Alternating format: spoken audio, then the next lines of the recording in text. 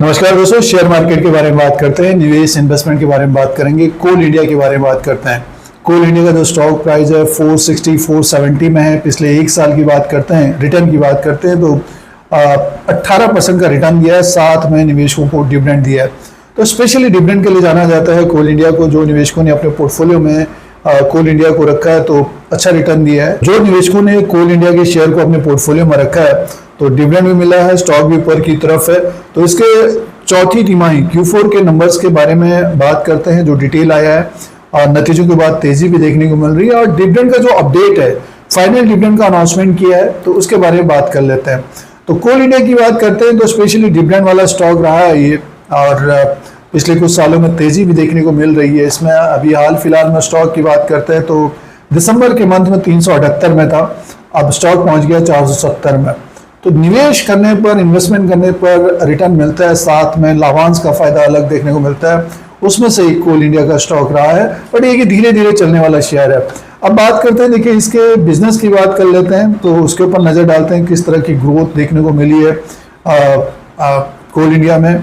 देखिए ये एक कंसोलिडेटेड फाइनेंशियल रिजल्ट है और इसमें 46,490 करोड़ का इसका इनकम रहा है। 51,617 करोड़ का अदर इनकम को अगर प्लस करके देखते हैं तो टोटल इनकम है 51,617 करोड़ का। 44,828 करोड़ का इससे पहले क्वार्टर में था। 47,900 करोड़ का साल भर पहले था। तो 47,900 करोड़ से बढ़कर 51,617 करोड़ का इसका टोटल इनकम आया है मार्च के क्वार्टर में 2026 के।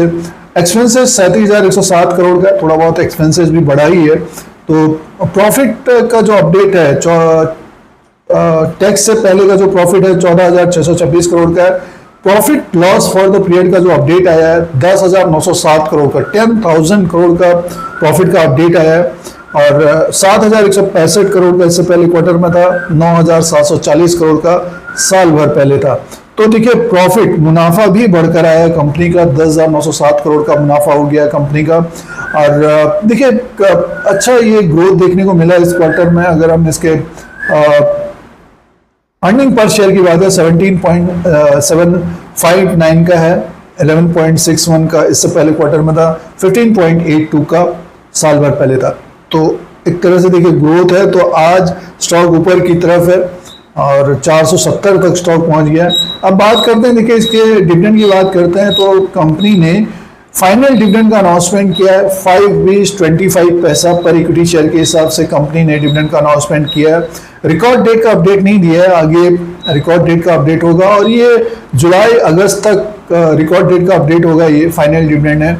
Approval of share holders in the meeting, AGM annual general meeting होगी, उसी के बाद पेमेंट भी होगा। मान के चलिए कि ये अगस्त तक पेमेंट भी होगा या सितंबर तक, इस तरह का ये रहा है। पिछले साल जो निवेशकों के पास पिछले साल था तो इसी तरह से देखा गया था। तो ये कोल इंडिया का चौथी तिमाही के नंबर्स हैं, साथ में कंपनी ने डिविडेंड का अनाउंसमेंट किया है। स्टॉक आज ऊपर की तरफ है।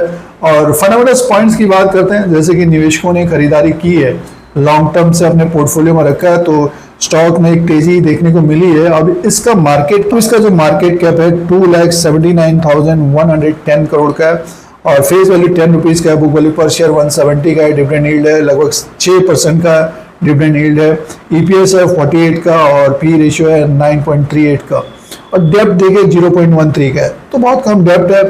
और स्टॉक ने देखिए अच्छा रिटर्न दिया है निवेशकों को पिछले कुछ सालों में 18% का, तो देखिए इसी साल में रिटर्न है। और अभी हाल फिलहाल की बात करें तो 370 के आसपास था, स्टॉक ऊपर की तरफ आया है। तो जो निवेशकों ने देखिए नीचे के लेवल पे ले रखा है, डिविडेंड के लिए अपने पोर्टफोलियो में ले रखा है, तो स्टॉक ऊपर की तरफ जा रहा है। जब जब नीचे की तरफ आए तो इसके ऊपर नजर रखें।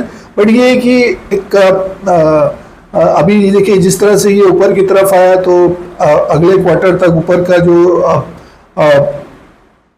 रेट आ सकता है 490-500 तक का आ सकता है।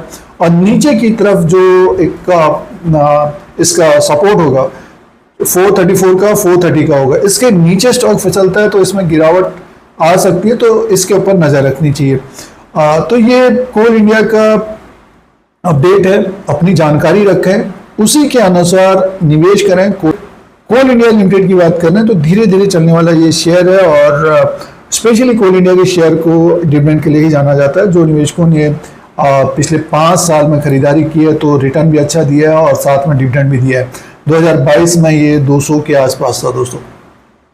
तो धीरे धीरे चलने वाला शेयर है, आप अपने अनुसार देखें, अपना रिसर्च करें, उसी के अनुसार निवेश करें। धीरज सिंह स्टॉक मार्केट को सब्सक्राइब करें, लाइक करें, शेयर करें, कमेंट करें। धन्यवाद।